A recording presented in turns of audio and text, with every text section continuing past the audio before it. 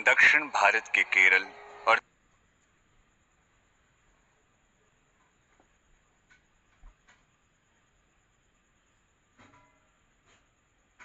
तमिलनाडु राज्य की सीमा से लगकर खड़ा विशाल वेल्लीगिरी पर्वत।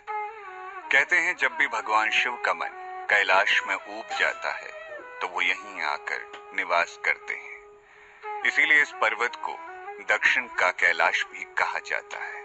और इसी वेल्लीगिरी पर्वत की तलहटी में बसा है एक छोटा सा खूबसूरत शहर कोयम्बतूर। वैसे तो पूरे दक्षिण भारत में ही बारिश अपने पूरे खुमार के साथ बरसती है, लेकिन शायद इस बार मॉनसून कोयम्बतूर पर कुछ ज्यादा ही मेहरबान था।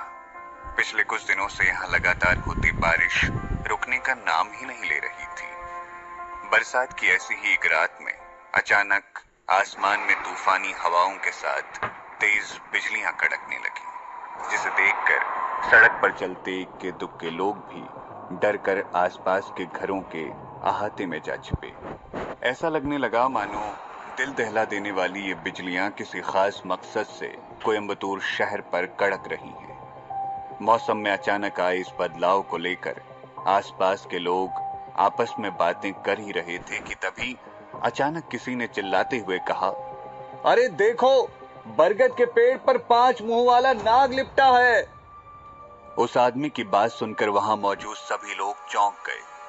तभी भीड़ में से किसी दूसरे आदमी ने हंसते हुए कहा, अरे भाइयों, लगता है आज इसने फिर से चढ़ा रखी है। आज के जमाने में एक मुंह वाला नाग दिखाई नहीं देता और इसे 5 मुंह वाला नाग दिखाई दे रहा है।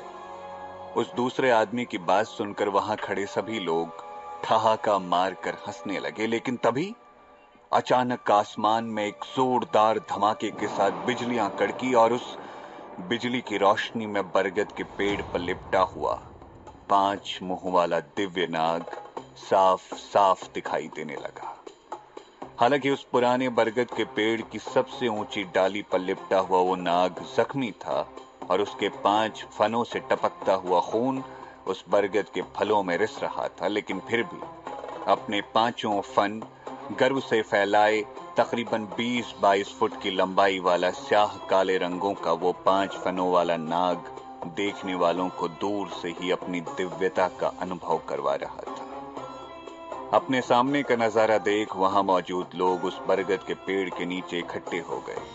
उनमें से कुछ तो उस 5 मुंह वाले नाग को देखते ही घुटनों के बल बैठकर उसकी दिव्यता को प्रणाम करने लगे, तो वहीं कुछ नौजवान उस नजारे को अपने कैमरे में कैद करने के लिए मोबाइल फोन ढूंढने लगे। लेकिन इससे पहले कि वो लोग आंखों को अचंभित कर देने वाले उस नजारे को अपने कैमरे में कैद कर पाते, वो दिव्य नाग एक छोटी सी दिव्य ज्योति में तब्दील हो गया। तभी एक बार फिर से आसमान में तेज बिजलियां कड़की और अचानक वो दिव्य ज्योति गोली की स्पीड से उड़ती हुई पास ही के एक छोटे से घर की तीसरी मंजिल पर बने कमरे में दीवान पर सोए शिवा की दोनों आंखों के ठीक बीचों बीच जा समाई। शिवा का शरीर पिछले 2 सालों से कोमा में था और इस दौरान उसकी हालत में किसी भी तरह का कोई सुधार नहीं हुआ था, लेकिन जैसे ही वो दिव्य रोशनी शिवा के शरीर में समाई तो उसके शरीर में हल्की हल्की हलचल होने लगी और वो कोमा से बाहर आने लगा। एक तरफ शिवा का शरीर धीरे धीरे कोमा से बाहर आ रहा था और दूसरी तरफ शिवा का दिमाग भी अपनी चैतन्य अवस्था में लौट आया था। भले ही उस वक्त शिवा उठकर खड़ा नहीं हो पा रहा था, लेकिन फिर भी वो अपने आसपास होने वाली हर गतिविधि को महसूस कर पा रहा था। उसने मन ही मन खुद से कहा, क्या मैं सच में फिर से धरती लोक पर लौट आया हूं? ये कमजोर और निर्जीव सा शरीर, क्या सच में ये मैं ही हूं? लेकिन मैं तो बहुत समय पहले कोमा में चला गया था। खुद से मन ही मन सवाल करते हुए शिवा को धीरे धीरे सब कुछ याद आने लगा। 2 साल पहले अपने कॉलेज का एंट्रेंस एग्जाम देकर लौटते वक्त वो एक ट्रक से टकरा गया था और तब से उसका शरीर कोमा में था। उस एक्सीडेंट की वजह से शिवा का शरीर तो कोमा में चला गया था, लेकिन साथ ही साथ उसकी कुंडलिनी शक्ति भी जागृत हो गई थी और उसकी आत्मा उसका शरीर छोड़कर भटकते हुए नागलोक तक जा पहुंची थी।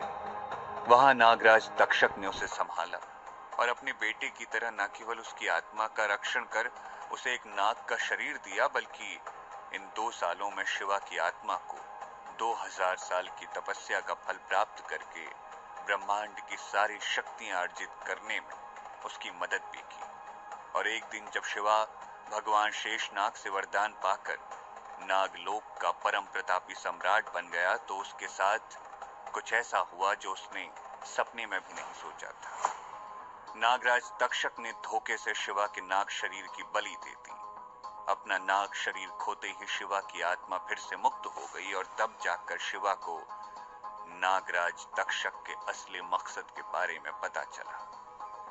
दरअसल एक प्राचीन भविष्यवाणी के अनुसार यह तय था कि जो कोई भी स्वर्ग, पाताल और नागलोक के तीनों सम्राटों की बलि चढ़ाएगा वो सारे ब्रह्मांड का स्वामी बन जाएगा और इस सृष्टि में कोई भी उसे हरा नहीं पाएगा। इसीलिए नागराज तक्षक ने शिवा से पहले भी इस तरह 2 और शक्तिशाली आत्माओं को ढूंढकर उन्हें नाग शरीर दिलवाया। उसके बाद शिवा की ही तरह अपनी देखरेख में उन्हें स्वर्ग और पाताल लोक का सम्राट बनाकर उनकी बलि चढ़ा दी। हालांकि नागराज तक्षक अपने मकसद में कामयाब तो हो गया था, लेकिन नाग शरीर से मुक्त होते ही शिवा की आत्मा अपनी सारी शक्तियों के साथ फिर से धरती लोक लौट आई और अब वो शिवा के शरीर में प्रवेश कर चुकी थी। नागराज तक्षक की याद आते ही शिवा का मुंह कड़वा हो गया और उसके अंदर गुस्से की आग जलने लगी। उसने मन ही मन खुद से वादा करते हुए कहा, नागराज तक्षक, एक दिन मैं फिर से लौट कर नागलोक आऊंगा और तुम्हें तुम्हारे गुनाहों की सजा जरूर दूंगा। ये मेरा वादा है तुमसे। इतना कहकर शिवा ने धीरे धीरे अपनी आंखें खोली और अपनी धुंधली नजर से अपने आसपास के माहौल का जायजा लेना शुरू कर दिया। शिवा एक टूटे फूटे से दीवान पर लेटा हुआ था, जिसके बगल में एक छोटी पुरानी मेज रखी हुई थी, जिस पर एक पानी का ग्लास, 2 बिस्किट और उसके परिवार के 4 सदस्यों की एक तस्वीर रखी हुई थी। उस तस्वीर को देखते ही शिवा के मन में अपने पूरे परिवार की यादें फिर से ताजा हो गई। यहाँ के लोगों का मानना था कि अग्निहोत्र ब्राह्मण कुल में जन्मे शिवा के पूर्वज भगवान धन्वंतरी से प्राचीन आयुर्वेद और औषधियों का ज्ञान प्राप्त करके यहाँ आकर बस गए और आदिकाल में उन्होंने यहाँ एक आयुर्वेदिक चिकित्सा केंद्र स्थापित किया, जो आज भारत का सबसे बड़ा आयुर्वेदिक अस्पताल है। अब ये कहना मुश्किल है कि इस कहानी में कितनी सच्चाई थी, लेकिन इस कहानी की वजह से आज भी शिवा के पूरे खानदान का अच्छा खासा नाम था। हालांकि खानदान का बड़ा बेटा होने के नाते शिवा को इस समृद्ध और इज्जतदार शास्त्री खानदान का उत्तराधिकारी होना चाहिए था, लेकिन इस सब के विपरीत उसका बचपन सिर्फ गरीबी, तिरस्कार और अपमान में ही बीता था। शिवा के दादाजी के आदेश के अनुसार उसके पूरे परिवार को घर के साथ साथ शास्त्री खानदान से भी बेदखल कर दिया गया। शिवा के चचेरे भाई भास्कर शास्त्री ने शिवा पर हमला किया, जिसकी वजह से उसके पूरे शरीर को लकवा मार गया। ऐसा न जाने कितना कुछ हुआ था शिवा के अतीत में, जिसे याद करते करते शिवा की आंखें भर आई। तभी अचानक शिवा को बाहर के दरवाजे का ताला खुलने की आवाज सुनाई दी और उसका ध्यान टूट गया।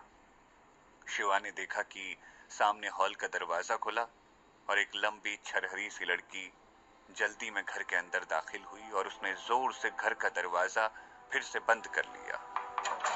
एक पल के लिए तो शिवा को अपनी आंखों पर यकीन ही नहीं हुआ। उसके सामने खड़ी वो खूबसूरत और नाजुक सी लड़की कोई और नहीं बल्कि उसकी छोटी बहन मीनाक्षी थी।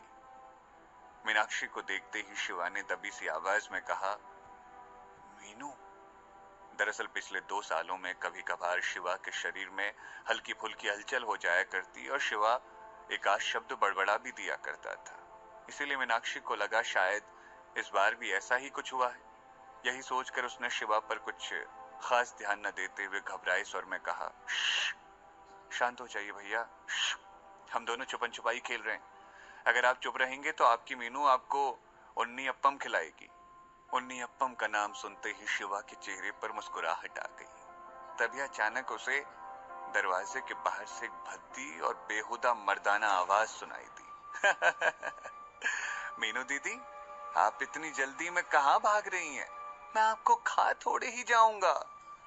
उस आवाज को सुनते ही मीनाक्षी ने चिल्लाते हुए कहा, चतुर चुपचाप यहां से चले जाओ वरना मैं पुलिस को बुला लूंगी।